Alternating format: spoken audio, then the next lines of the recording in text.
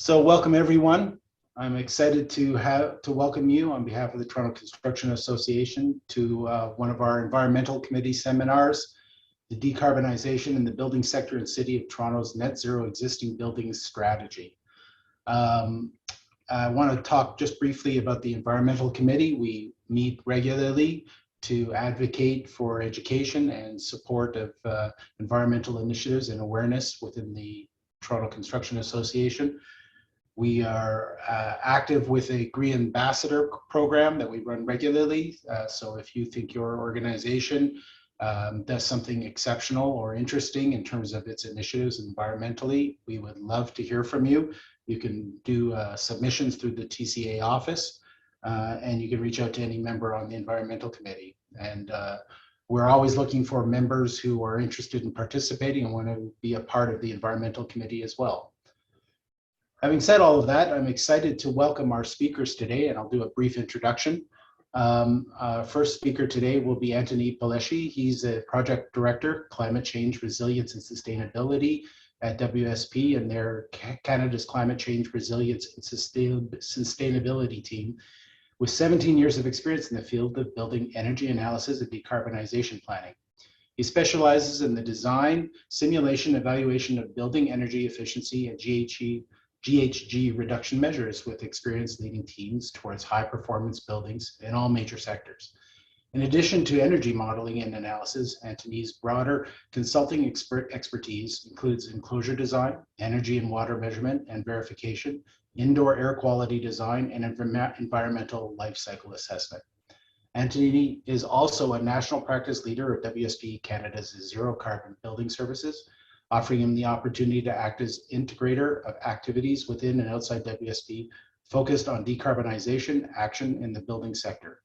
In this role, Antoni is engaged in several community and portfolio scale decarbonization studies for organizations like the City of Vancouver, Public Service and Procurement Canada, and Home Depot Canada. Welcome, Antoni. Our second speaker today is from the City of Toronto, and we'll be talking about their net zero existing building strategy. The City of Toronto is committed to reduce community-wide greenhouse gas emissions to net zero by 2040 or sooner. Homes and buildings are the largest source of GHG emissions in Toronto today, accounting for more than half of total emissions, primarily from the use of natural gas, fossil fuel to heat space and water. And Anna Marie Medina is the project manager, existing building unit, environment and energy division for the City of Toronto. Anna Maria has 20 plus years of international policy and management experience related to environmental issues and energy management. She's been part of the Environment and Energy Division for 12 years, providing energy management services for internal clients, advancing the climate change adaptation and resilience file, and more recently, leading the development and implementation of the Net Zero Existing Building Strategy. She holds a bachelor's degree in civil engineering, postgraduate degree in environmental management and quality assurance, and is a certified PMP. Welcome, Anna Maria. I will mention now, before the speakers begin, that we will be taking Q&A questions through the Q&A button at the bottom of your screen. We'll accept those all through the meeting, and then time allowing, we will have a Q&A session at the end where the speakers can respond. Thank you and enjoy today's presentation. Antoni. Thanks, Brian. Hopefully you can all see my screen. I'm just going to start right into my presentation because I think this is a pretty hot topic. Lots is going on right now in climate action in Canada and globally. I'm going to talk a little bit about that. That's one of the focus of my piece of the discussion is about where things are at across the sector, building sector, sort of working our way down through federal, provincial, and then action at the city level. I'm going to let Anna Maria address in much more detail. And then I'm going to talk a little bit about how WSP and others are helping to address decarbonization conceptually within the sector as to sort of close out. So hopefully you're asking lots of great questions. My goal, and I think Anna Maria's goal, is to leave lots of time for you to do that. So what is the current policy context? So I like to try and use this graphic, which is confusing, but you may have seen if you've been involved in discussions about climate change. This graphic shows, and there are other, other ones that are similar. This one's a little bit old, but it sort of shows the fossil fuel emissions in this gray line. Actually, I'll change my pointer, so hopefully that's a little bit nicer for you. This gray line going up. And if we just kept going and not worrying about it, this, this pink line is the implications for a worst case climate transformation, which would have massive and far-reaching effects to our planet. And I think you've probably heard lots of stories about those things.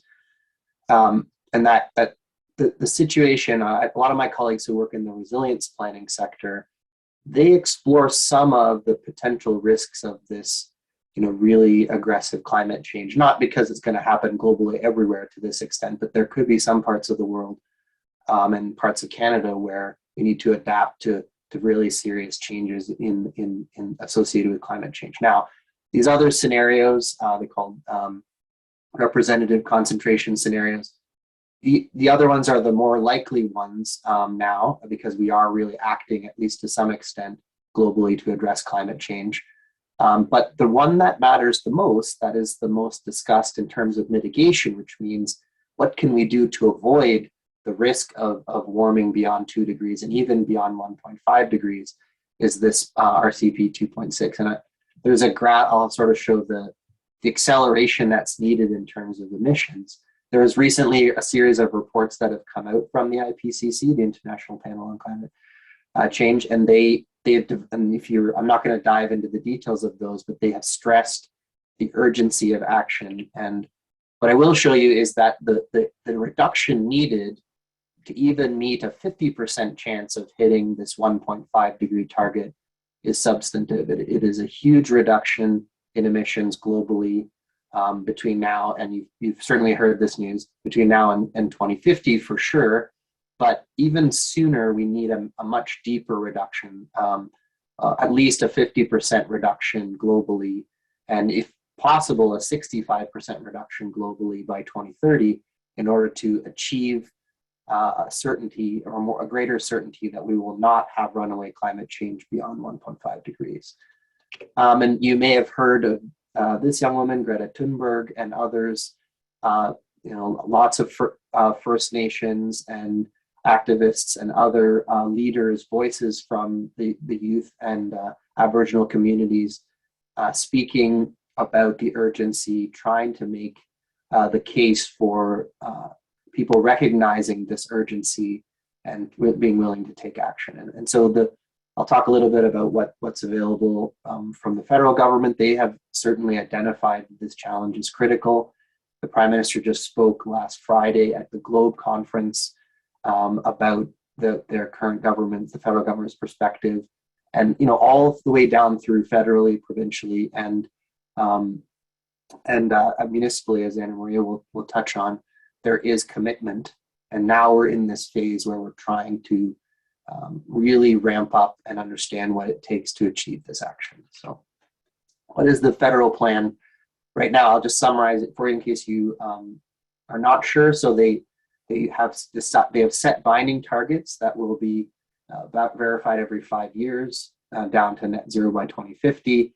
The target, I didn't include this here, but the target for 2030 is now 40 to 45% on its way to that zero mark. So not quite the 50%, our 50% share of the global reduction, but there are some struggles when it comes to Canada's oil sector, and it's much harder to reduce emissions there in theory than in other places. And I'm not going to talk about the oil sector, so it's probably best to avoid lots of questions on that, but I'm not an expert there, but certainly that's the main reason why federally we can't really achieve that reduction. They have set a price on carbon, which I'll touch a little bit more on in a couple of slides, which is pretty aggressive and is, in theory, one of the more aggressive prices on carbon globally. And some good things that have happened so far already in the industry. They've advanced work on a net zero new construction code. And then there's the existing building code, or they call it alterations code, is being accelerated to be delivered and support implementation. I'll touch on that by 2025. And then there's a near-term investment in a lot of loan opportunities and incentives through various organizations, the Federation of Canadian Municipalities, the Canada Infrastructure Bank, NRCan, and then the Environment Climate Change Canada have their own stream that's investments directly to municipalities, provinces, called the Low Carbon Emissions Fund, so there's a variety of streams of funding from that are the federal government has channeled and financing, and I'll touch on a couple of them as we go through here. They made these commitments for tighter action in the election, and the plan I'll summarize, which just came out Friday, was announced Friday and released Friday. I'll summarize a couple of those things as we walk through. And one of the important things to note is that there was also a commitment in the election for additional expectations for financial disclosure, which isn't specifically building sector related, but is a very important thing that will come to large organizations who need to show their exposure to climate risk, and the federal government may start to mandate that as part of their certification. So that's an important advancement that affects sort of the whole industry, all construction, regardless of whether it's for buildings or not. The price on carbon is an interesting story. If maybe you followed it, it's the most contentious part of the debate when it comes to election time. It's either called a price on carbon or pollution, depending on if you promote it. It's called a tax, and it's made to seem as a bad thing if you want to downplay its importance or its use, but it certainly is described by economists as the number one way of addressing change in most sectors because it is economically efficient. One of the challenges, and I'll touch on this, is that the price on carbon needed to address serious change in the building sector needs to be pretty high. So the price right now, we're in 2022, is about $50 a ton. It's planned to go up to $170 per ton. At that, at the lowest, the past couple of years, it was as low as $30 per ton, and it's coming up now. At that rate in Ontario, it creates a 5-to-1 ratio, more or less, for the price of gas and electricity in Ontario, which isn't really great if you want to motivate switching away from electricity and gas, which I'll touch on quite a bit. To get to a better ratio, so I call a magic ratio of 2-to-1, price needs to be consistently $300 per ton or higher. And some organizations like the federal government use this $300 per ton as their sort of backstop, or call it shadow price for carbon. But to get the price to $300 per ton in a quick period on average, the acceleration would need to be much higher over time. The federal government, the plan they just released has a lot of great components. Probably the most important long-term piece is that they've committed to working across all parts of the government and between all sectors and on down through the levels of government to develop this Canadian Green Building Strategy. So they've committed $150 million. It will have focus on low carbon materials, and they want to develop a standard for that. There are some interesting things, Anna Maria may touch on how that's coming to the new TGS. And other organizations like Vancouver have started to include low carbon material requirements. Canada Green Building Council requires it as part of their zero carbon standard, but the federal government's going to start to regulate it potentially, which is really great. And I'm not going to deal too much with low carbon materials in this discussion. I'm going to focus more on operational energy, but that is an important feature on the new construction side, low carbon material investment. They're going to try and advance EnerGuide labeling for homes, which is something happening in some places but not others across the country. It would make sense to support that happening across the country. The Net Zero Building Code and Alterations Code will be accelerated, and its implementation across all provinces will be accelerated, and to the best of the federal government's ability to do that, since it's controlled by the provinces.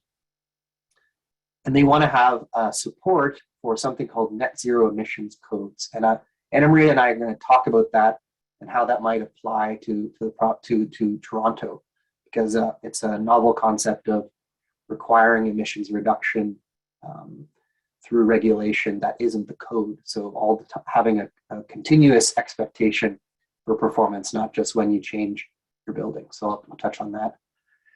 And climate resilience will be integrated into this. So it won't just be about mitigation, which I showed, so trying to keep us on the right curve, but also thinking about what the risks are going forward.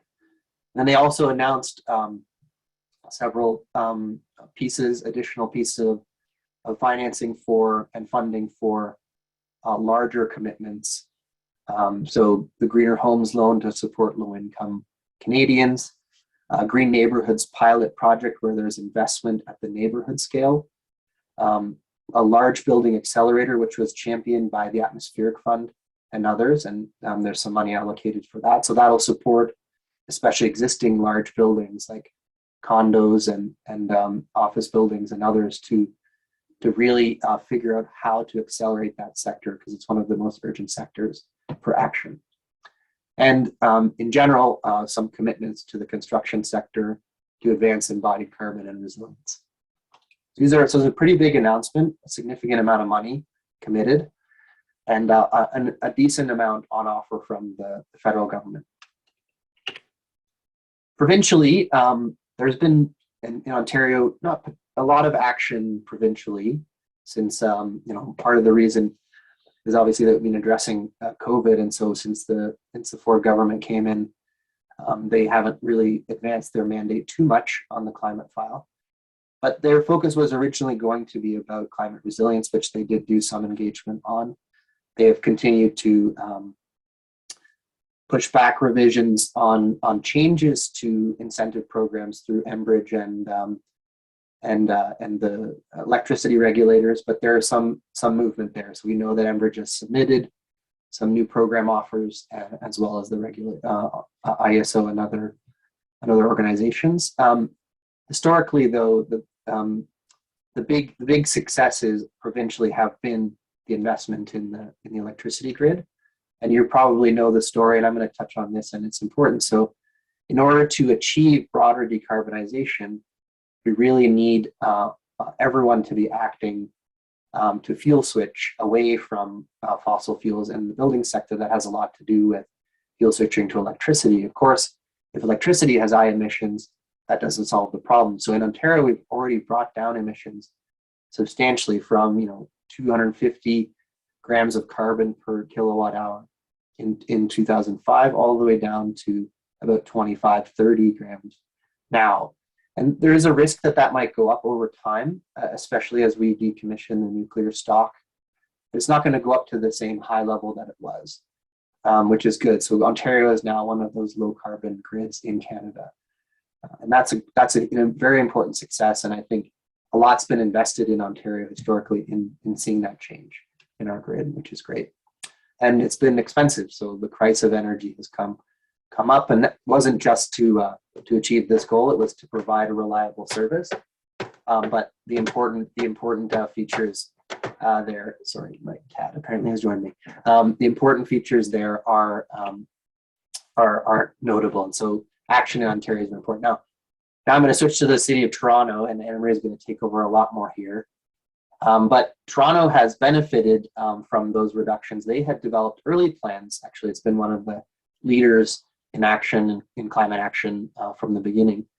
They had a 1990 starting point for their targets, and you can see that the grid decarbonization really helped to stay on track towards zero by 2050. And so, there's the success of grid decarbonization, as well as other investments at the city scale and through code and other improvements, Toronto Green Standard and other things that came up that have been developed. The next wave here in this dotted box is the big challenge, and Anna Marie is going to talk more about this and what's been brought forward. I'm going to touch a little bit on it, but I'm going to let her talk about the policy side. The work we need to do, and originally the goal maybe was net zero by 2050, but the aspiration is now to get to that net zero goal by 2040, as well as still hitting this 65% reduction by 2030. So there's a lot to do. Essentially a similar level of reductions that have been achieved in this period of time as were achieved before, or even more reductions than were achieved before by the grid decarbonization benefit. So a lot of action required. Again, I'll move quickly through this because Anna Maria is going to repeat some of this content, but similar targets that the city has set, net zero by 2040. They've developed new construction requirements for quite some time now, over 5 years. The Toronto Green Standard has been available, and I'll just show some comparisons of that in a sec here. On the existing building side, that's my focus and Anna Maria's in the work that we've done. There's advancement and acceleration that's needed there, and we're going to touch more on that. It's interesting. Toronto Green Standard was an important advancement in new construction regulation. I've said before to others that I think it's the #1 most important thing, Toronto Green Standard and what BC has done in the city of Vancouver and their building bylaws. It's the most important energy efficiency policy that has been developed in the past decade, in my opinion. And because what it does is it sets long-term reliable targets for the construction sector of what is expected to be achieved, and it ratchets down in a way that's meaningful, important, and achieves that, recognizes what the bottom is, the most sort of efficient that can be achieved. So, and the national code work that's been done aligns with that now, as does the Zero Carbon Building Challenge, their building standards. So all of the work on the new construction side is now fairly well aligned. So, this is where we have to be now. In Toronto, the change to version 4 ratcheted us one step down. In the mid 2020s, we're going to be down one more step. And then, all office buildings and other buildings will be below this sort of 70 kilowatt hours, and the equivalent fuel switching benefit there will occur. So this ratcheting down, and I included at the bottom here, a building that we've worked on that's in operation. It's the Ontario Architecture Headquarters, and it's an existing building that has been majorly renovated. If I have time, I'll touch on it. But one of the important features of that facility is that it can achieve these tightest goals. So it's not that it's impossible to get here. In fact, there's a pretty big gap between where we'll be, approximately by the end from an energy perspective, and what's needed to be achieved. And what can be achieved. So, and if you look, this building shows, this is the energy use before we install photovoltaics, and this is the energy use after. So PV and installing PV and generating renewable electricity can help significantly to mitigate energy use as well. So again, I was just going to touch on this really quickly because Anna Maria is going to talk about it more, but in July, work that she and I did together came to council, and her colleagues developed a brief for council that basically said, hey, for the existing building sector, let's enhance our reporting. Let's have some mandatory standards that are going to roll out soon. But sooner than that, let's require planning and auditing from large buildings, educate those folks, and work with other levels of government to make this all happen. So there were some really clear mandates.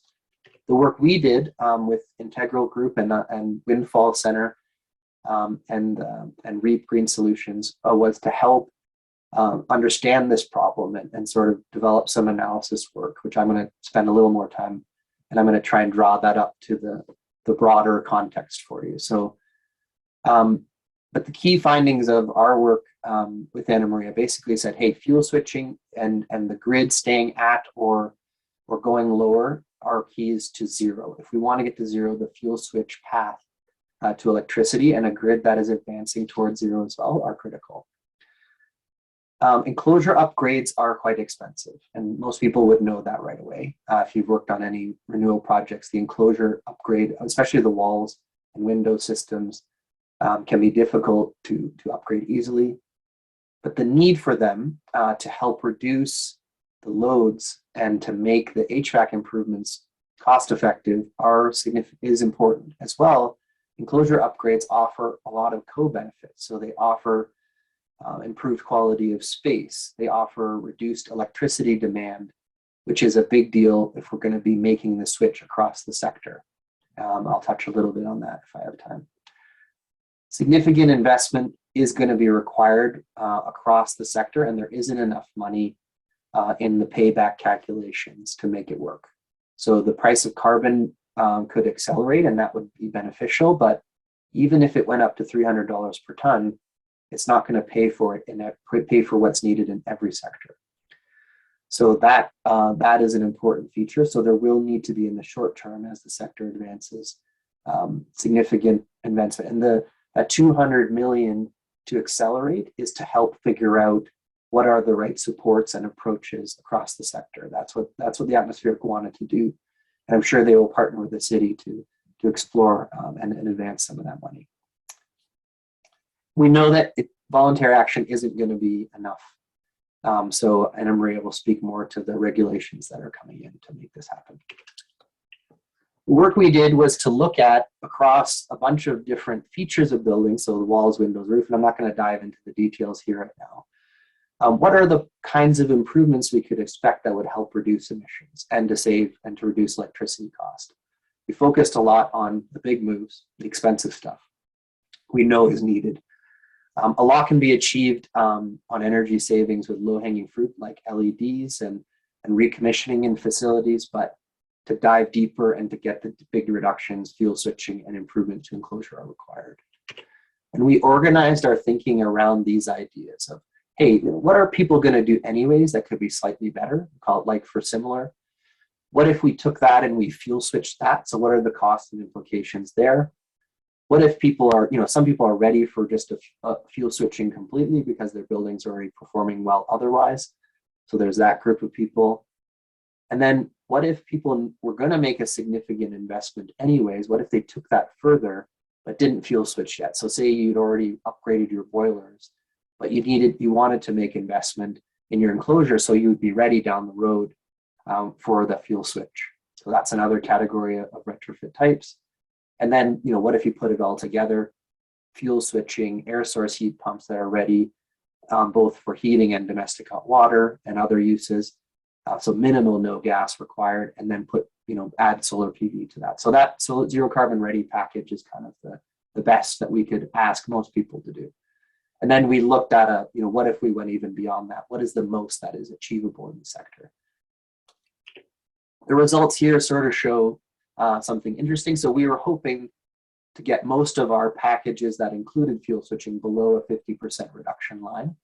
And then the goal was that eventually we would want everyone to fall below the 80% reduction line, recognizing that 80-20 rule says, the action on site may not be able to address it all. We may still need things like renewable natural gas and other and renewable electricity to get to zero. So you can see that most of the packages do fall below the 50%. And where there's fuel switching that is deeper, so this full fuel switch, all of those packages are close to or below the 80% line. And the idea was not to say that everyone was going to have to do zero carbon ready right away. The idea of having different packages was to say, hey, what if we could move through these different performance levels over time? So, for now it's permissible to do a like for similar retrofit, up until 2025, because, as long as there was enough time by 2040 or 2050, you could still invest in one of these other packages. So this diagram is sort of meant to show that, there are pathways that maybe start with a like for similar, but eventually, will allow for full fuel switching down the road. But as time goes on, as we get closer to that end goal, just like the way TGS ratchets down over time, so too would be the expectations for performance ratchet down on the existing building side. And so this is meant to say, over time, the package you must invest in will get more and more challenging over time. And that was sort of the summary of the work that we and Anna Maria is going to talk quite a bit more about how this is becoming policy and where things are headed. So just a quick time check. I think I've got maybe about 10 minutes left. So I think that's right. So I'm going to keep going. So what have we observed in general for both new construction and existing buildings as what it takes at the facility scale to achieve this deep decarbonization? So I'm going to just go through some concepts quickly. I think these are the 4 key concepts that we've learned as an organization, WSP, and others are advancing in the sector. So To save money and advance the sort of control of buildings, we want to connect our building systems to the occupant. So we want, and some people call this smart buildings. The other thing we want to do is have enclosures that support fuel switching and other co-benefits. And we want to focus on that optimal fuel switch. And as much as possible, and as this problem advances, think about the interconnection between our building and the grid. So those are the four concepts: occupant connected, supportive enclosures, optimal fuel switching, and grid stewardship. I'll tell you a little bit more about each of them. So occupant connected systems it's all about the things we use in the space. So lighting, the windows, the way we use set points in the space, trying to turn things off when people aren't there and on when they aren't. That's easy. But it's also about how we use space, how much space we need for our occupants. So it's all about space planning, about thinking about how the activity-based workplace of the post-COVID world can help us to save on real estate costs, but also still offer the right venue for people. So that's one of the things that occupant connected systems. So some people call that smart buildings, as I said sometimes. And WSP has a pretty strong global mandate. It's one of those things we focus on. The other thing that it is about, and this is a graph of the energy use over time at my office where I'm in Kitchener, and how we've tried to maintain and understand why our office is or isn't performing the way that it's supposed to over many, many years. So it's about vigilance of performance. And I just highlighted here that our goal is to go down, our goal was to get back to our original performance when we were at a much lower occupancy of about 68. We've gone up over time because we've doubled, almost doubled our occupancy since then. So all of those occupant connected things like servers and computers have really increased the energy use. But during the COVID time, when there was nobody in the building, again, we came back down to very low or the low performance. So it's helping us understand how our building does and doesn't flex based on occupancy. But just the idea that vigilance is about continuous monitoring and ongoing commissioning, and how we can think about our buildings as performing all the time instead of just through design. The supportive enclosures concept is really about recognizing that the enclosure affects energy savings a little. It affects peak demand a lot, actually significantly. It can help make HVAC equipment smaller, especially HVAC equipment that is expensive to retrofit. And I'll touch on this near temp systems concept. It lets us design for heat pumps, which is very important. It also offers improved thermal comfort in a building, multi-unit residential building that is really cold near the windows. Upgrading the enclosure offers better thermal comfort. And the tie-in to resilience planning, we call survivability, or what happens if the power goes out and you don't have heating anymore. It relies on the enclosure. So that's where all those co-benefits I was mentioning come in. So the enclosure has to support our broader goals, as well as making our HVAC systems cheaper and more reliable. I'll just touch on that the enclosure is also one of those places where we tie in resilience really strongly. So there's this concept, Public Infrastructure Engineering Vulnerability Committee, PIVC. And it's one of those ways that we're starting to operationalize resilience, climate resilience planning. So the component of the building has a certain parameter that could have a climate consequence. And if you kind of zoom in, we're starting to do these studies where we think about that, and there's a number of people on my team who that's their focus, is to think about this problem. How do we think about retrofits in our buildings in terms of resilience? And so that's starting to become part of the policy. Certainly the federal government, if you've worked on any federal projects, this is embedded now in their expectations for their new builds and increasingly for their retrofit projects. Optimal fuel switching is really the big problem. And you can see I put it in quotes here because no retrofit can really be optimal. No new construction project can be perfect. But what's important, and I think this is the big challenge, is what's important is to try and optimize, especially the timing of it. So that's one big aspect of it, and I'll touch a little bit on that. But to also think about how can we reduce loads the right amount? How can we improve our enclosure and put in heat recovery and other improvements the right amount, so that when we fuel switch, we address we have the right load profile for our building. to avoid things like the big increase in peak demand or a huge increase in energy cost. So that's what the optimal side is. But it's also about picking the right mix of fuels for now and into the future. So now it might make sense to stick with gas for one or another reason, as long as, in the future we can fuel switch to electricity. Or maybe we are going to stick with gas permanently, and we need to know that, that's a small enough amount of gas that we can switch to renewable natural gas in the future. Biomass and district energy connection in Toronto is a huge opportunity. Enwave is offering an approach which makes sense to connect to their system, both for heating and cooling, that has low carbon. And that's one of those things that needs to be explored for most projects where the opportunity is there, as well as some smaller scale networks, say within the University of Toronto campus and other places. I just said I would say what this near temp concept is, and I think it's important.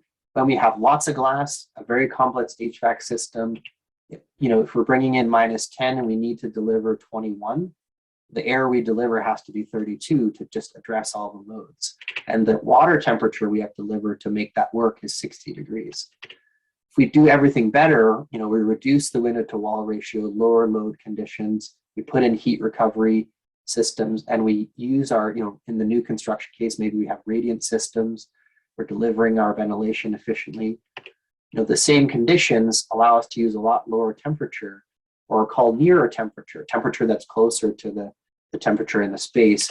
And then we can use much cooler water for heating, so nearer to the space temperature.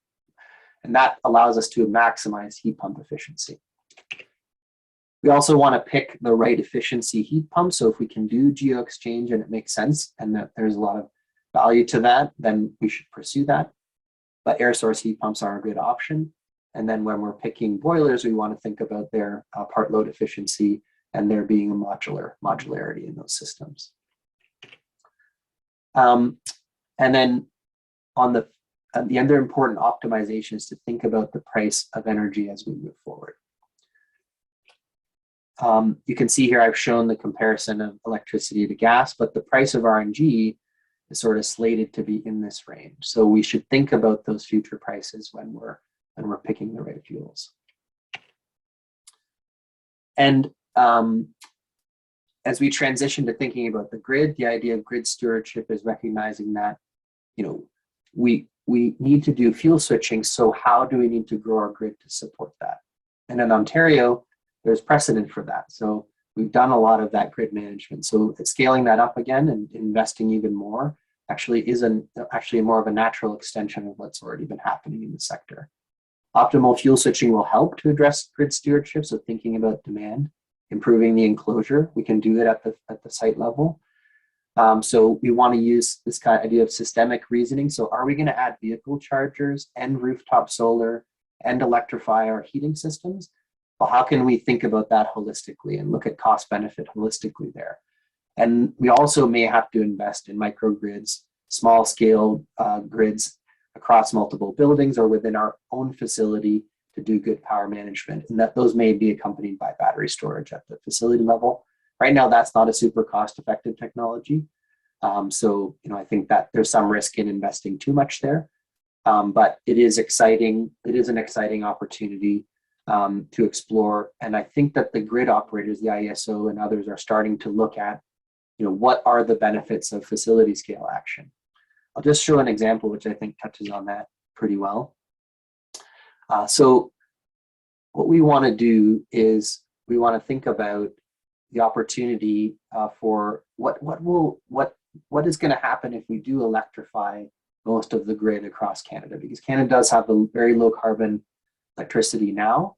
What would it take to get all the way there? And so this was a study done by the Canadian Gas Association, mostly to discuss the benefits of gas to continuing as a bridge fuel as we evolve towards a zero carbon grid. But what it shows on the left is the base demand in 2020, their estimates, the increase in growth in the sector that comes from electrifying buildings with heating, and then maybe there will be some savings. A small amount was estimated here of savings and technology improvement on the heat pump side, and then we get to this new demand. Unfortunately, if we're doing all zero carbon, then we're starting from, you can see the ratio of demand to the ratio of generation is about 1.25 times in the base case. But if we want to do all zero carbon, we're turning off our fossil fuels. And I think this is the main case of the CGA.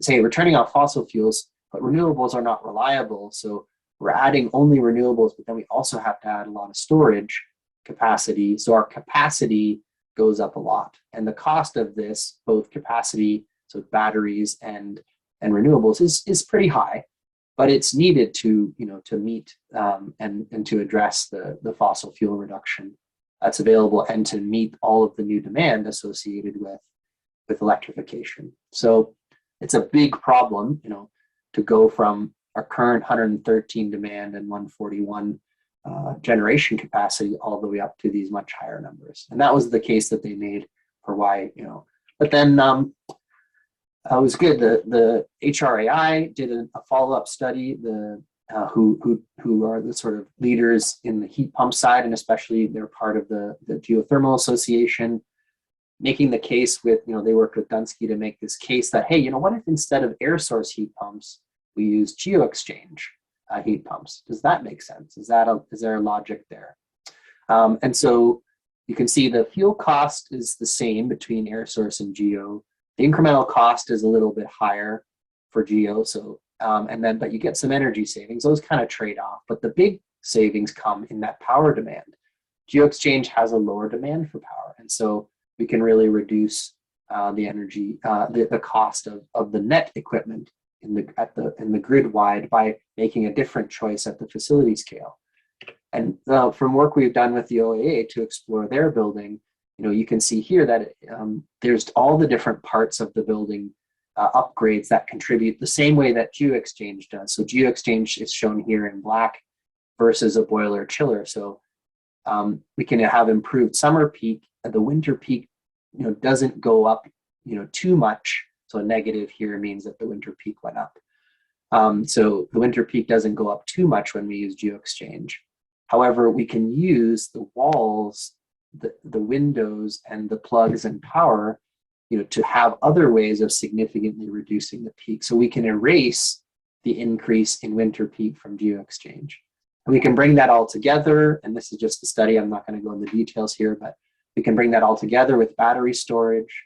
So we can do geo-exchange, PV, battery storage, and we can go from, we can reduce our demand significantly, and we can, and in the summer for sure, and then only a little bit in the winter, but that's okay because we actually ended up with a net reduction in demand, and I think that's very important. So this whole demand modeling problem is going to become more and more important at the facility scale as we move ahead. So, okay, just time check here, 11:43. I think that's about my 40 minutes, but I will just quickly jump ahead. So I talked about the OAA. So here it is before, here it is after. They don't really look that different from each other, except you can see there are some solar panels on the top. But really it was the work behind the scenes. So lots of improvements in the enclosure, refinishing the soffit, new windows. The PV is actually very impressive. It's more than just one type of array. They're demonstrating lots there. There's a new lighting system that was installed, and then the drilling of the geo-exchange system. So it's all the features that we touched on. They definitely did a max site project at this to demonstrate what was possible. But we've done other projects like 77 Bloor, which weren't as deep a retrofit. They didn't include fuel switching now. They were it was more of a fuel switch ready project, but they had lots of energy cost savings, GHG reduction, water savings, and they added a new floor. And so it was seen as a net benefit project for them. So, the opportunity to, save money in some sectors because your renewal needs align with the opportunities that are there, and they align with decarbonization, and there's an incentive available. All of that is really important. And that's like, if I have some time, I can touch on maybe in a future workshop about the idea of decarbonization planning for facilities, which is one of the ways that WSP is really supporting our clients down at the portfolio scale, as well as working down to the facility scale to say, hey, we know we need to do this. We know we need to take action. What is that action? What should we do? How long is it going to take? Let's have a detailed plan, a decarbonization plan for your facility. And that's one of the things that Anna Maria is going to tell you or reinforce that they want to see organizations starting to do now. So I'll stop there because I think I want to leave lots of time for questions, and I'll hand it over to Anna Maria.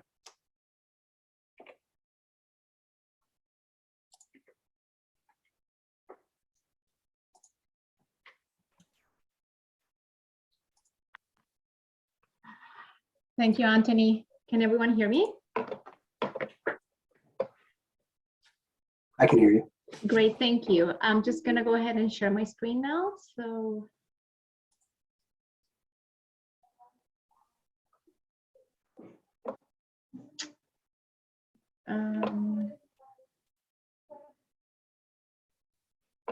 great. If anyone could please confirm that you guys can see my slides, that would be great. That's great. Awesome, thanks, Antoni. Okay, well, thank you so much, Antoni, for that great presentation and that great overview of everything that's happening on the climate change action front at different levels, and also providing the perfect opening for the content that I'm going to be presenting to everyone today. Thank you to the association for the opportunity to share these with your organization today. So let's get going with what I have to share with you guys. So I thought I'd start by sharing a little bit of context on the impetus behind the work that the city has been doing over the last few years, and also what was the genesis of the creation of the Net Zero Existing Buildings emission strategy. So the first step that I thought would be important was to share with you the main sources of emissions for our city.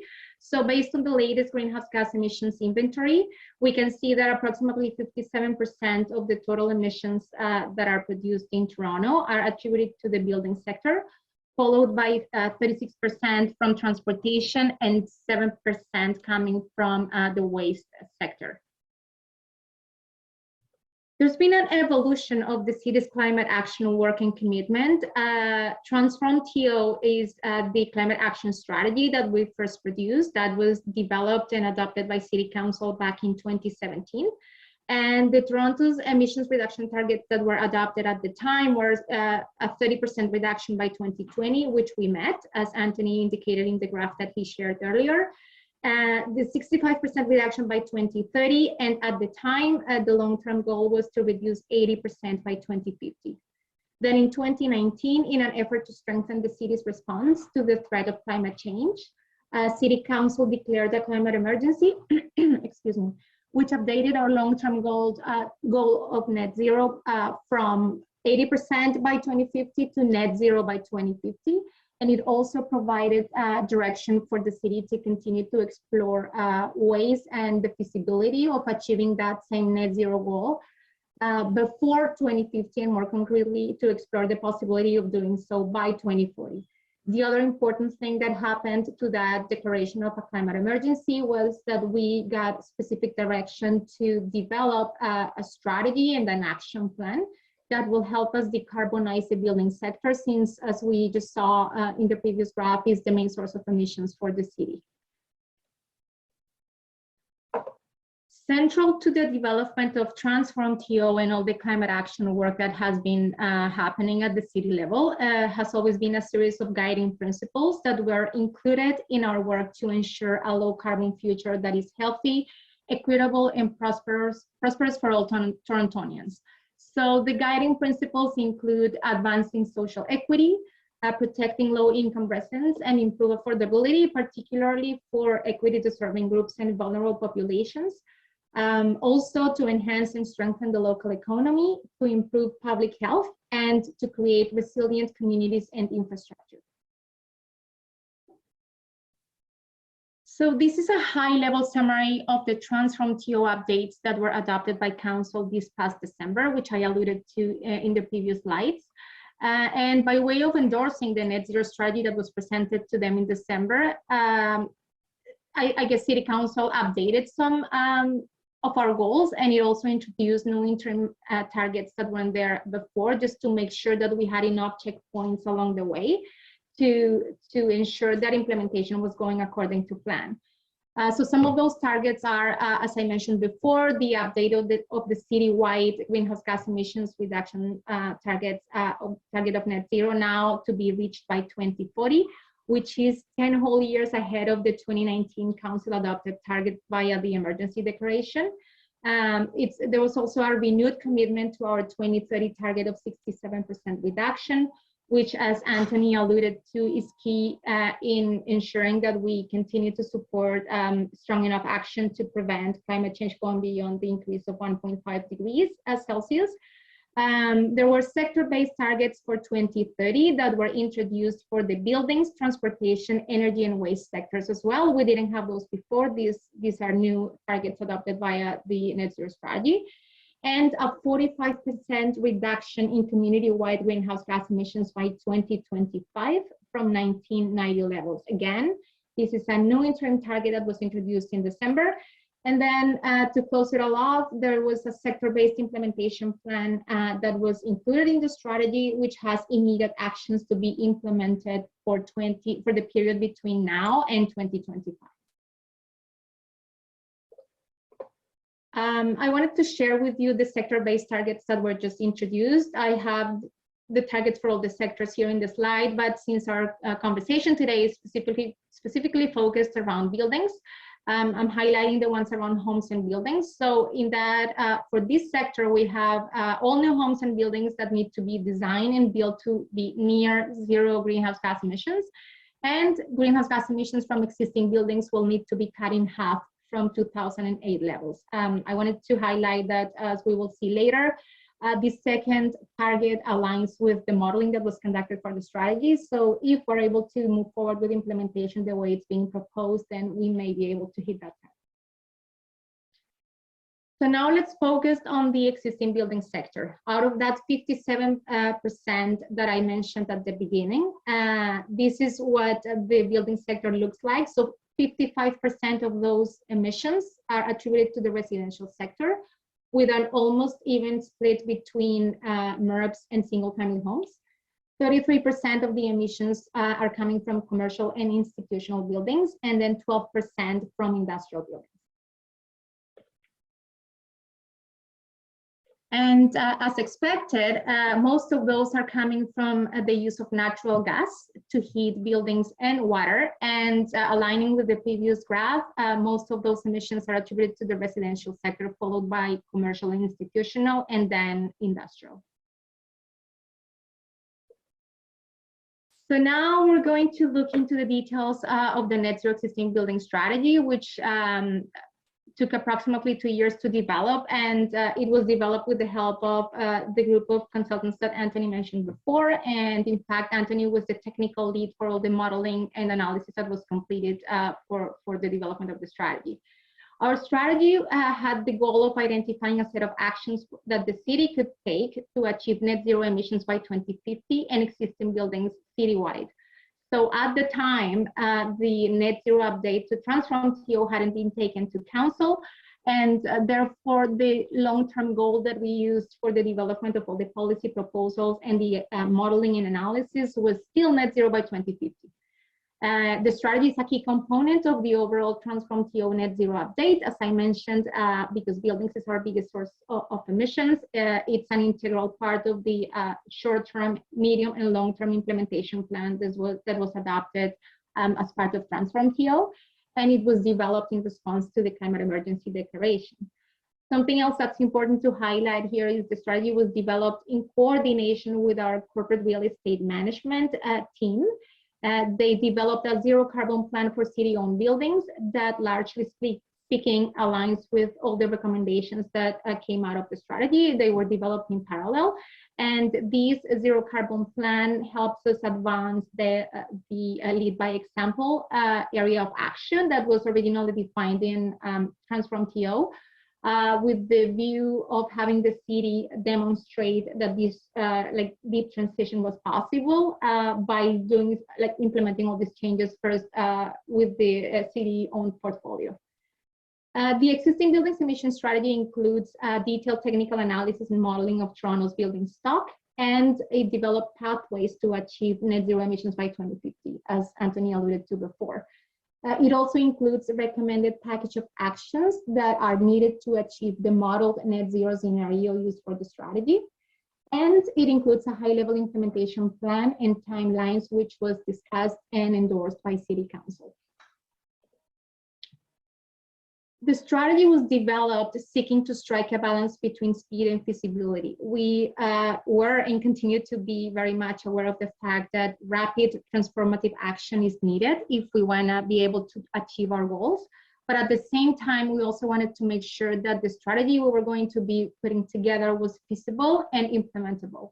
So some of the considerations that were included as we developed it were obviously the reduction of greenhouse gas emissions, economic implications of moving forward with its implementation, but also the realization of co-benefits that would include resilience, health, equity, and local economic development, aligning with those guiding principles that were defined and set by Transform TO since 2017 when we started formally working in this area. So these are some of the key findings. I know that Antoni touched on some of these, but I'm going to try to address them more directly and see if I can link them to the policy proposals that I will covering later on in my presentation. So first of all, based on the analysis and the modeling that was completed, one of the key conclusions is that over 80% of emissions reductions are possible across Toronto's building stock. But however, net zero emissions at this point and based on that analysis are not technically or financially feasible from building retrofits alone. And what that means is that the city may need to consider additional measures such as offsets or RECs or the introduction of other, I guess, types of improvements so that we can allow buildings to reach true net zero. Another key finding is that, as Antoni mentioned as well, and as no surprise to anyone, fuel switching and the clean electricity grid are the most significant requirements if we would like to guarantee the successful implementation of the strategy and therefore achieving that goal of net zero by 2040 in this case. And this is due to the factors that Antoni already discussed, but just to touch on some of the things that he presented already, our electricity grid needs to be on a path to net zero emissions as well. And as it stands now, those are forecast to increase over the next decades, in part due to the reduction of nuclear generation of electricity. We also need to be mindful that further electricity grid decarbonization is required, and Antoni alluded to these in his presentation. And natural gas can no longer have a significant role in building heating systems. Another one of the key findings coming out of this work was that building envelope upgrades are costly but necessary. Again, Antoni provided a great explanation about these, but just to remind ourselves that these are key, these types of upgrades are key so that we can deliver co-benefits, and particularly around health, resilience, and local economic impact. These types of upgrades would also help with grid stewardship, as it was already discussed, as they will help us lower peak electricity demand and the requirements as building electrify. Also, retrofits are a significant net investment for building owners. There is a recognition that the level of capital investment required if we expect all buildings in Toronto to implement the retrofits is quite high. And excuse me, and as a result, we are recommending that financial supports and co-investments by all levels of government, as well as the private sector, will be needed to enable that deep market transformation that we're talking about here. Again, something that we already mentioned, voluntary measures are not enough, and therefore mandatory requirements will be necessary. And this is an interesting and challenging piece that the city continues to look at. Based on initial very high-level legal reviews, we can share maybe at this point that we have authorities to proceed with some of the requirements that I will be looking in detail at further along in the presentation. But there's one in particular that may require the city to look for alternatives, so that we're in a regulatory and legislative position that will allow us to move forward with mandatory requirements. And that will require conversations with the province in particular, since they are the ones who are in a position to mandate these things as it stands right now. So very quickly, some of the modeled economic and emissions impacts that came out of this analysis and work that was completed include the fact that if we're able to implement the strategy in full, we should be able to realize benefits such as the reduction of the overall sector-wide emissions by approximately 82%, as I alluded to before. We can also expect an increase in local building retrofit activity by about 87%. And the estimation right now is that if the strategy is implemented in full again, then we can expect that it would create an estimated additional 7,000 direct full-time jobs, particularly in local construction, energy services, and the related supportive work that will be needed. Another area to highlight is all the key findings around the co-benefits that, again, can be realized as a result of the implementation of the strategy.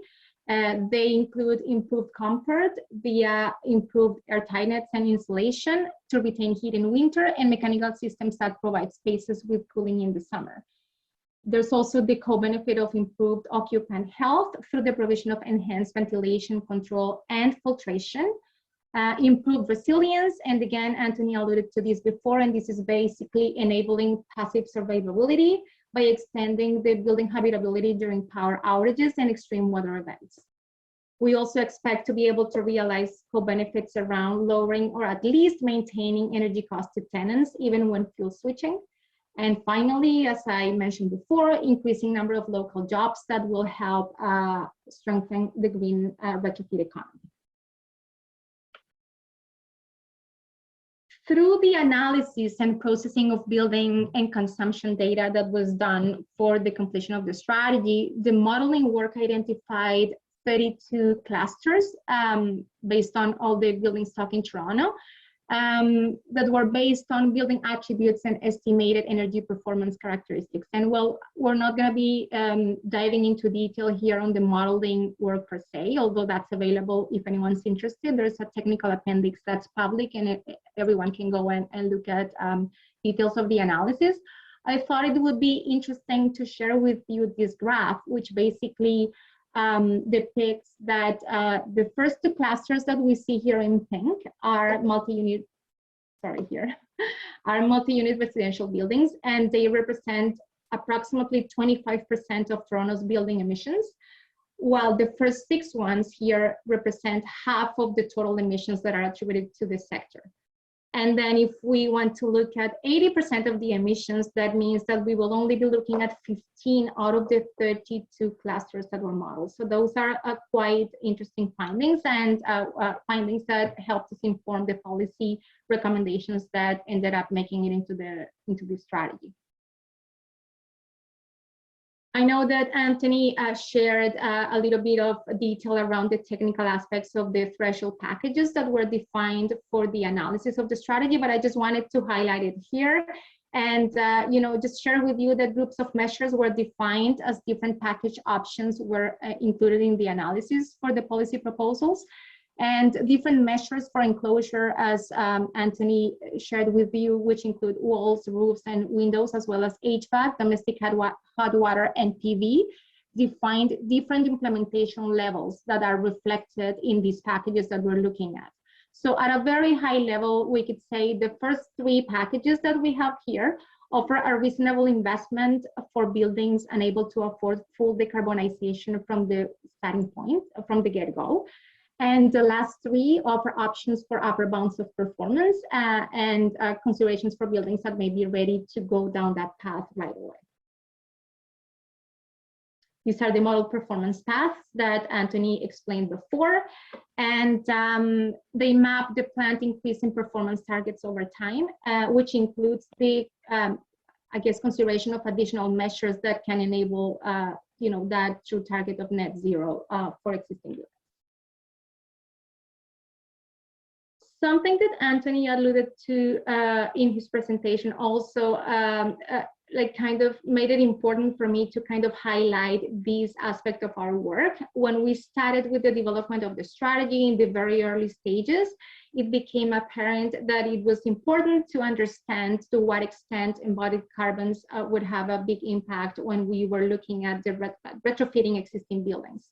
It's been at that point, and it continues to be very clear that embodied carbon has a huge impact when it comes to new construction. So we wanted to have a little bit more of an understanding as to how big a role this would play for our work. And in light of that, the original scope of the strategy was expanded to include a small analysis that would allow us to evaluate the benefits of considering embodied emissions in the work that we were doing. And I'm overly simplifying here, but I guess one of the main conclusions was that fuel switching continued to be the more significant benefit, offer the more significant benefit when looking at retrofitting existing buildings. But that having said that, there were benefits that existed, especially in deep retrofits that include enclosure heavy packages, in particularly for single family homes. So the recommendation that was included in the strategy based on this site analysis that was completed as part of the work was to treat best-in-class embodied reductions in a similar way to PVs for single family homes. And what that means is that we should be looking at them as something that we would need to maximize reduction on site, and also an opportunity to continue to promote the new and growing green economy. So what's important for the city from the standpoint of the city and the policy decisions that we're making is for us to keep in mind that it's important to continue to identify means of supporting the use of lower embodied carbon materials and to explore ways of using those embodied emissions reductions as a means of meeting operational performance requirements. I know that I talked about additional measures here in this slide, and that is one of the considerations that we as the City of Toronto need to keep in mind because embodied carbon can play an important role as we move towards that additional opportunity for reductions for existing buildings. So in a nutshell, and trying to simplify this as much as possible, I guess, so let's look at what the emissions reduction scenario for Toronto would look like. So we're talking about all their buildings having to undergo an upgrade to enclosure and HVAC systems. We expect that all buildings in Toronto currently using natural gas-fired heating will undergo a fuel switch to electric heat pumps or an alternative source of low emissions heating. We're also looking at rooftop solar PV to generate approximately 14% of that electricity that will be used. And I want to clarify that this is based on the studied building stock that we used for the modeling exercise and on this scenario that we decided to use for these recommendations.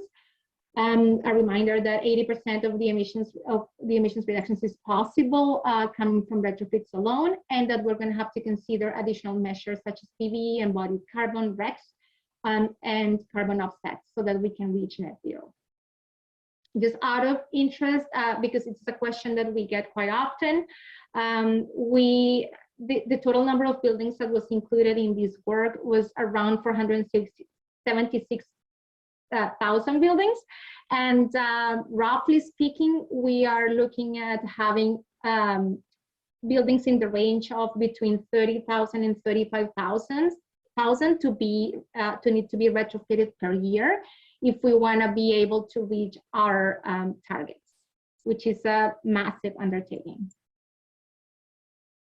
So this is the summary of recommended actions that came out of the strategy. We have 9 key actions that were recommended, and they are organized in 3 different categories. The first category talks about the requirements that we are proposing so that we're able to assess building performance and to be able to create a path to net zero. So the first one under that category is to require annual emissions performance reporting and public disclosure for all existing buildings. We know that currently we have the EWRB regulation, which mandates some of the larger buildings to do this. So the intent here is to expand that kind of requirement for all existing buildings and homes in Toronto. The second action highlighted here is around establishing emissions performance targets, which are kind of the core of the entire strategy.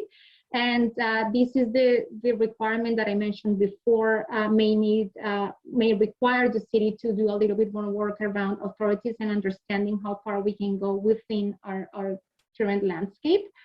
And the third action here for requirements is to require energy and emissions audits and tune-ups for larger buildings. The second group of, I guess, actions proposed in the strategy allude to the need to provide support and resources to make retrofits easier and more affordable for the sector. And within this category, we have the provision of integrated retrofit supports and the expansion and enhancement of retrofit financing. And I can share that the immediate next steps for these two will be to build on and scale up the current program and initiative offerings that we have at the city, and to partner with those, I guess, levels of government and organizations that can help us do exactly that. And the third action within this bucket of support and resources is to ensure that we are able to support permitting and approval processes for deep retrofits in a way that is easy to navigate for all building and homeowners in Toronto, and so that it becomes an enabler as opposed to a barrier. The final group of actions that were recommended as a result of the work for the strategy speaks to the need to advocate and partner with other levels of government. Again, we're talking about a massive transformation here, and the city alone cannot make this happen. So the first action within this category speaks to building awareness and capacity of home and building owners for emissions reduction strategies and supports. Again, initial steps will entail expanding the resources that we currently have. An example of that is our Better Homes TO online platform, which offers homeowners the opportunity to go there and understand a little bit more about the retrofits, what their options are, existing programs that can support them, and offer support and guidance from the city directly. The second action here speaks to the support of workforce development and training. I think this is something that everyone in the sector and all different levels of government are very much aware of. We know, again, that we're going to have to support this in a way that allows for enough expansion and scale up, and enough action being taken promptly so that we can get to those targets. And we can't talk about workforce development and training without also mentioning the need to include supply chain in this discussion as well. Again, there's specific challenges associated with these as we implement new technologies.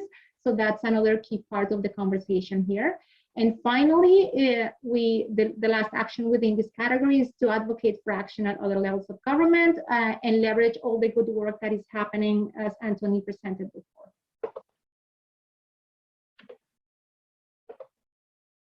This is the proposed implementation timeline that we included in the strategy and that we took to council. So without having to go through line by line, I guess the three actions that were included here are around the requirements that I explained before. And there is I have to clarify first that there is a commitment to continue to use an implementation approach that relies on the introduction of voluntary requirements with the view of learning from that process and then transitioning to a mandatory, I guess, introduction of these requirements. High level speaking, the plan is to introduce the voluntary requirement for all the different building types across Toronto, starting now, between now and 2024. With the view of starting that transition to mandatory in the medium term, and that means between 2025 and 2021, starting with the larger buildings, which are already maybe in a better position to be able to respond to these mandatory requirements more directly without having to do a lot more than they already do. And with the caveat that we need to be mindful of being able to find the best way of introducing these mandatory requirements for the single family home in particular. As there is a number of equity and housing affordability considerations that we're going to have to include in our plan so that we don't end up having negative impacts for the sector. Again, quick time check here is 12:15, so I think I have 3 more slides and then we can open it up for questions and answers. I thought it was important to share with everyone the implementation planning considerations that came out of all that work that we did, because this is what's guiding the next steps that we're taking on the city side so that we can move on with design of requirements and programs and initiatives that satisfy the needs of the market. The first consideration that came out of this work was, again, as I mentioned before, the approach for introduction of actions, which relies on voluntary transitioning over time to mandatory. And also the fact that we will be basing mandatory requirements on learnings and further engagement, being mindful of the unintended consequences that can result once we move on with implementation of mandatory requirements. The second important consideration in all the work we're doing speaks to the need to leverage and scale up existing programs and initiatives. A reminder that the success of the programs that we offer will also be critical to understanding the challenges and the sector-specific importance of the various measures that we're proposing here, as well as the packages and pathways that were recommended as a result of the work we did for the strategy. We need to continue to collect home and building performance data to be able to calibrate and adjust performance requirements over time, with the view of being able to advance setting mandatory targets in the near, medium, and long term. The targets need to be reviewed over time using actual performance data, just so we can ensure that they offer the right balance of feasibility and stringency. We would like to make sure that covered homes and buildings need to be are provided with plenty of advance notice of incoming performance requirements, as well as offering them the opportunity to identify the right path forward prior to compliance being enforced. And this is where all these supports and tools that I mentioned before will be key, so that we're there to support that transition. There's a commitment to conduct an analysis of equity and housing affordability impacts and find a way to develop implementation strategies that mitigate any negative impacts and enable positive ones, particularly having equity deserving groups in mind. We will be conducting further consultation and engagement with all different stakeholders from the sector, both internal and external. And actually, I would like to make a call to all of you to sign up to be notified of next consultations and engagement opportunities. I will have this email address at the end of the presentation, and that will be circulated to everyone. So if you're interested, please let us know, and we will be in touch once we have details around how that's going to happen in the next few months. And finally, this has resourcing and financial implications for the city. So that is something that we continue to advance internally so that we're ready to support these in a way that guarantees a successful implementation. A few updates around what we have been up to since July last year when this was adopted. We have initiated consultation with key external stakeholders that include NRCan and the Ministry of Energy, the provincial government. These have been mainly around data access and sharing, in labeling, and I'm happy to report that the City of Toronto is part of the labeling community of practice that has been reactivated at the federal level. And we've also had conversations around home energy reporting and disclosure, since this is something that we are committed to advancing sooner rather than later. We have also conducted outreach efforts in the form of webinars, presentations, panels, EWRB compliance, and high-level communications tools, as we know that the industry and all the subsectors need to be aware of what our plans are. And as I mentioned before, as we make decisions around what the requirements would look like, the sector needs to be provided with enough notice so that everyone can start thinking about how they're going to be drafting that pathway to be able to comply with requirements when they come into play.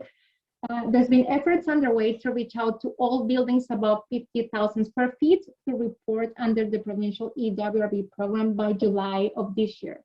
So a reminder that because of the delay in the rollout of EWRB, these buildings are not mandated to report based on their requirements from the regulation.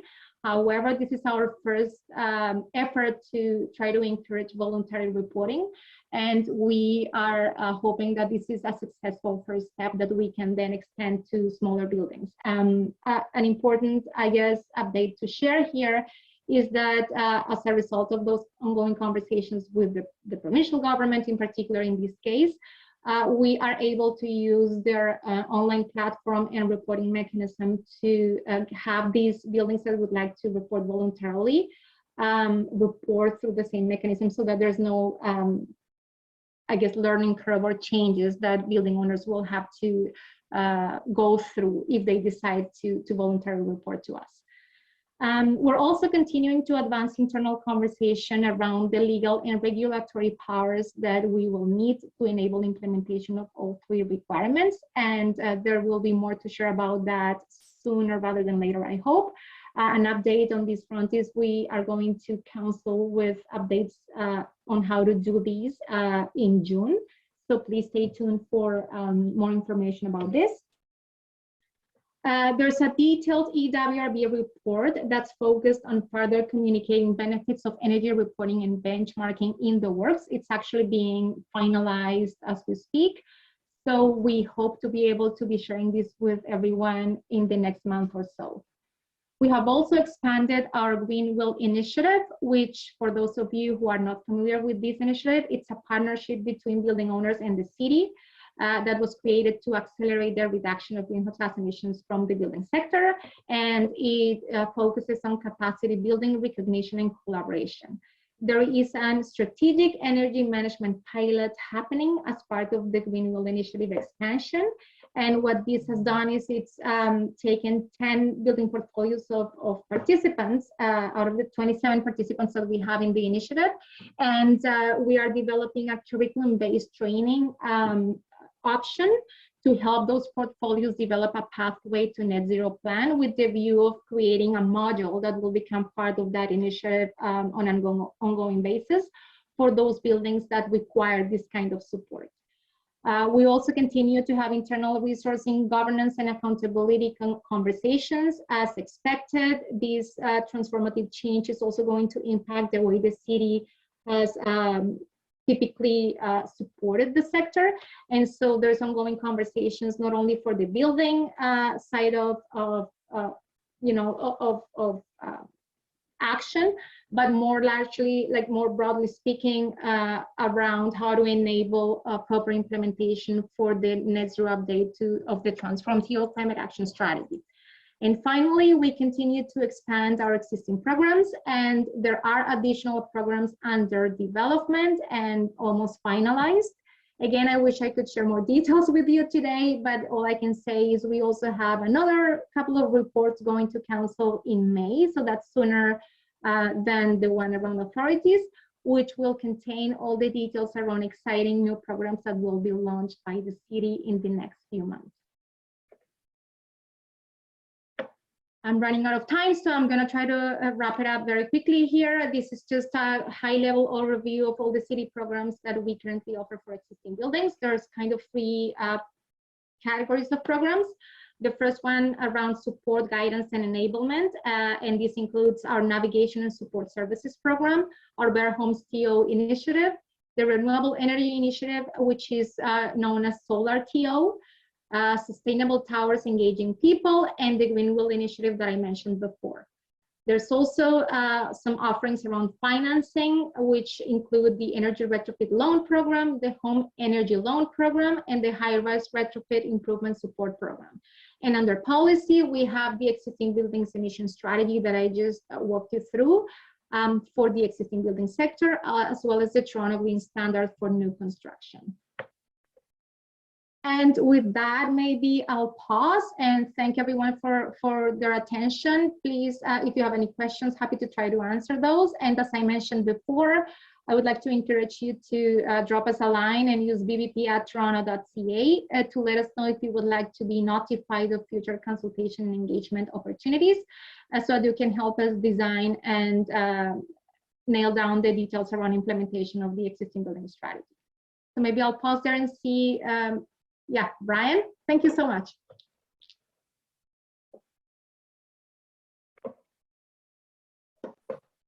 Thank you, Antoni and Anna Maria, for that very detailed and broad brief on this. It's an amazing opportunity for our construction group.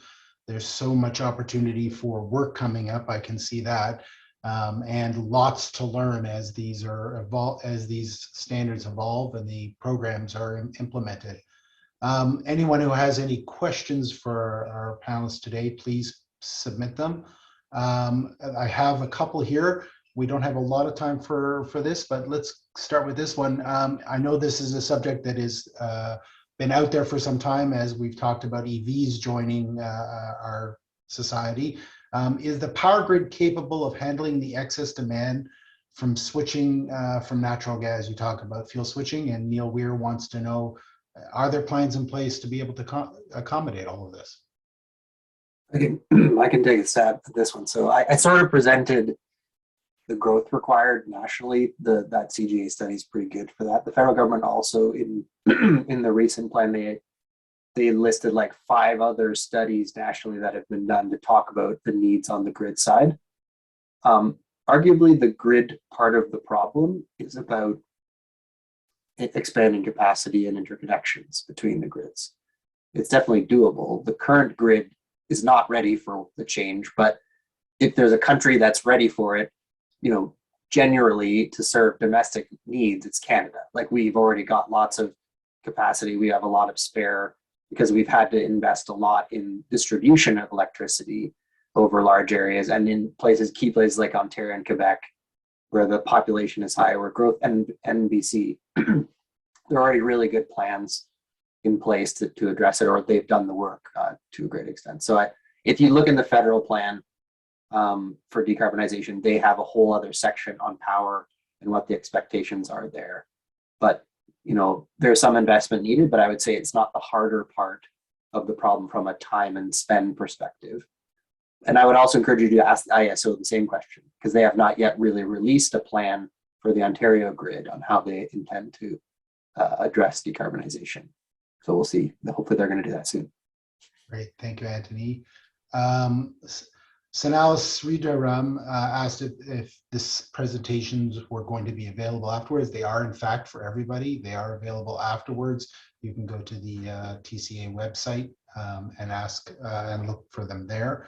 And Sandra Burnell, hello Sandra, asks, one of your slides indicate that 55% of the 2019 GHG emissions are a result of the residential sector, yet single-family home requirements appear to be voluntary through 2030. Does this mean the residential GHG emissions are primarily a result of high-rise and multiple residential structures? What is expected from single-family home sector? Yeah, I can take that.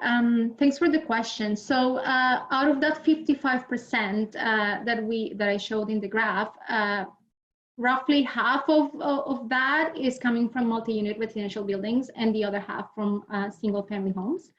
The reason single-family homes are not shown or don't have a mandatory pathway defined yet is because particularly for that sector, we need to better understand all the considerations. I apologize, my dog is getting excited in the background. We have to include considerations around equity and housing affordability, giving all the nuances around being able to roll out a mandatory requirement for every single family home in Toronto. So as we continue to do that, and as we continue to evaluate the actual performance data that we hopefully will be collecting via the implementation of HERD, which we anticipate will happen even on a mandatory basis before we move on to requiring, I guess, meeting certain emissions performance targets, we will be in a better position to have a more concrete implementation timeline for the mandatory requirements for single family homes. Thank you. I'll very quickly mention This is a fascinating topic that's obviously going to evolve. I'm going to encourage everybody to follow the Environmental Committee on Twitter. We also have a blog and the website of the TCA for more information as this comes to the market. Last question I think we have time for is Chris DeRoche. Are you aware of upcoming changes from bodies like Enbridge or IESO to support fuel switching, improving incentives or providing incentives to support some partial fuel switch projects? In my experience, this is a barrier. Yeah, I would say immediately that I agree with that. I think the OEB, as commanded by the province, needs to take a stronger hand in developing interrelationships between the utilities and the cities and also provincially. If I had to suggest it, and maybe Anna Maria would give a thumbs up to this, I feel like there should be a committee of large city, provincial and utilities that the OEB strikes to think about this, because I think right now the utilities aren't having to take action, and yet they're required to do programs. So how can we be all working together on that? Because it seems like, you know, there's a mandate there that makes a lot of sense. So yeah. Well, I wish I had more time for questions. There are quite a few good ones here, and perhaps if afterwards we can try and answer some of these or address them perhaps on our blog or our website, that would be great. I want to encourage people to keep tracking what we're doing as more answers are provided. And I particularly want to thank Antoni and Anna Maria for the time and effort in trying to bring us all up to speed on what is clearly an enormous amount of work you've put into this point. So thank you very much. I want to thank everyone for attending, and I look forward to seeing you in future TCA and Environmental Committee seminars. Have a great day, everyone. Thanks a lot, everyone. Thanks, everyone.